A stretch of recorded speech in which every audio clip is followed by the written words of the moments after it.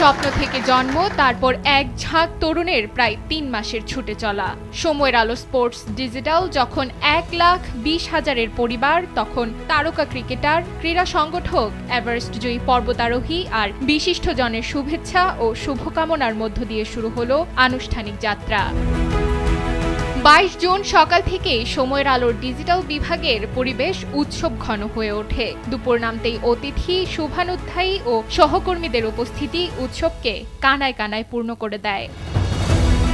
সংক্ষিপ্ত স্বাগত বক্তব্য শেষে উন্মোচিত হয় কাঙ্ক্ষিত লোগো। অতিথিদের অংশগ্রহণে কাটা হয় কেক। সঙ্গে সঙ্গে পুরো নিউজরুম জুড়ে চলতে থাকে করতালি, আর ব্যাকগ্রাউন্ডে বাজছিল আমরা করব জয় গান। সেই করতালি যেন বলে দিচ্ছে, এ তো কেবল জয়ের পূর্বাভাস, সামনের পথ আরও দীর্ঘ। সময়ের আলোর স্পোর্টস ডিজিটালের তরুণ দলটিকে আকণ্ঠ শুভকামনা জানিয়েছেন আমন্ত্রিত অতিথিরা। একই সঙ্গে কাঁধে তুলে দিয়েছেন একরাশ প্রত্যাশা।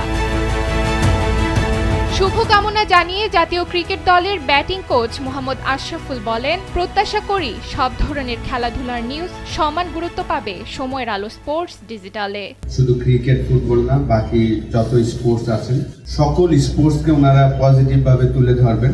আমাদের সকল স্পোর্টস কিন্তু ভালো করতেন, ছেলে এবং মেয়ে। শুভকামনা রইল আপনাদের জন্য। আমি আশা করব আপনারা সবসময় পজিটিভ জিনিসগুলো তুলে ধরবেন বাংলাদেশের জন্য।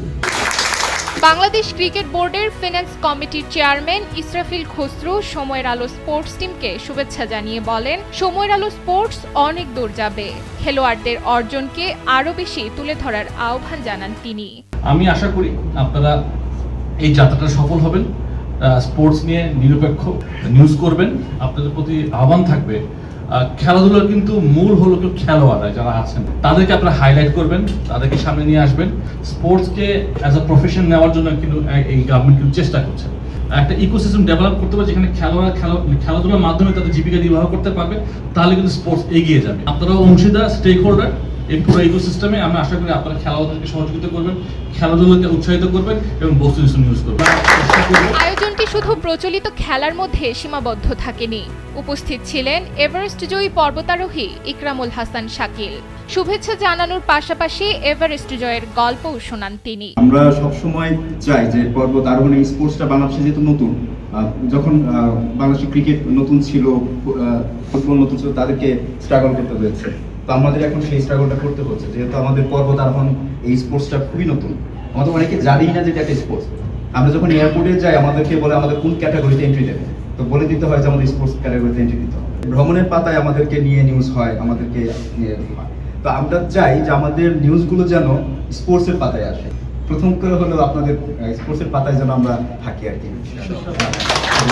আরেক এভারেস্ট জয়ী পর্বতারোহী নুরুন নাহার নিম্নি বলেন, শুধু এভারেস্ট নয়, বাংলাদেশ সহ বিশ্বের অন্যান্য পর্বতের নিউজও সমান গুরুত্ব পাক, এটা সময়ের আলোর কাছে যাওয়া।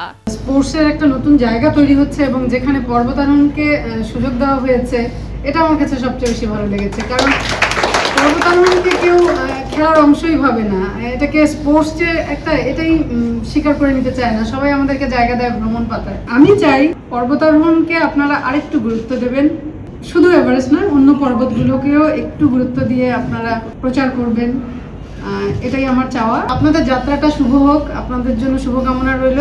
অনুষ্ঠানে উপস্থিত থেকে আরও শুভেচ্ছা জানান ক্রিকেটার মুনিম শাহরিয়ার, সৈকত আলী, মুকিদুল ইসলাম মুগ্ধ।